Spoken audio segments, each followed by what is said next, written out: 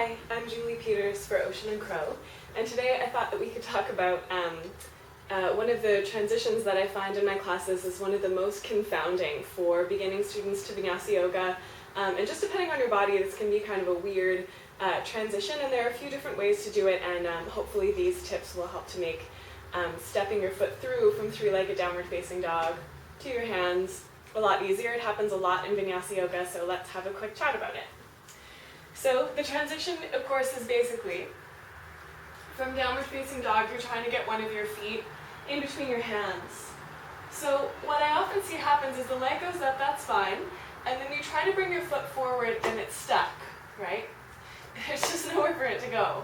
And so a lot of the time you have to grab your foot and kind of pull it forward, which is fine. That can put a lot of pressure on your shoulders, so it's all right, but it's a bit smoother if you can get the foot right between the hands.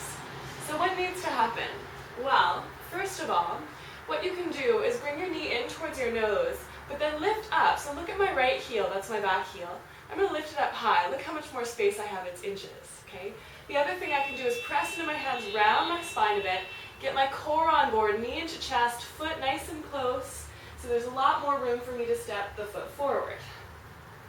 Whew, that's a lot of work. You wouldn't want to do it necessarily that slowly. But the other thing that happens is you can give yourself a little bit more space by cheating your foot out to the side. This is actually a really good modification for curvy people, and if you're pregnant, if you have a little bit of curve in there, it might be useful to help to bring your leg out to the side.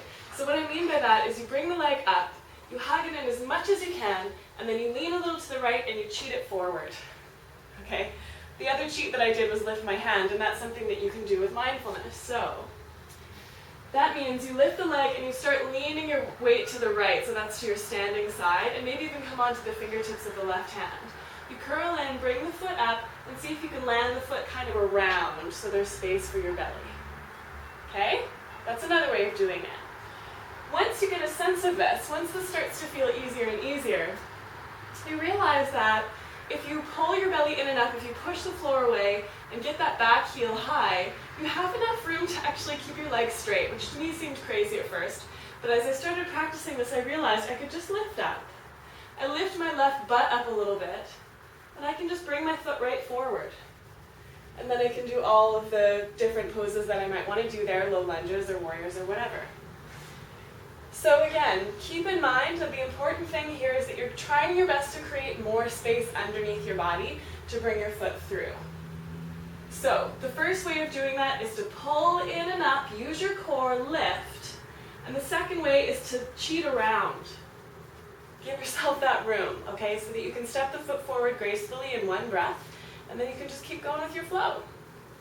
So, those are my secrets to stepping the foot forward from three-legged downward facing dog. I hope it was helpful. You can learn more at jcpeters.ca. Thanks for listening and see you next time.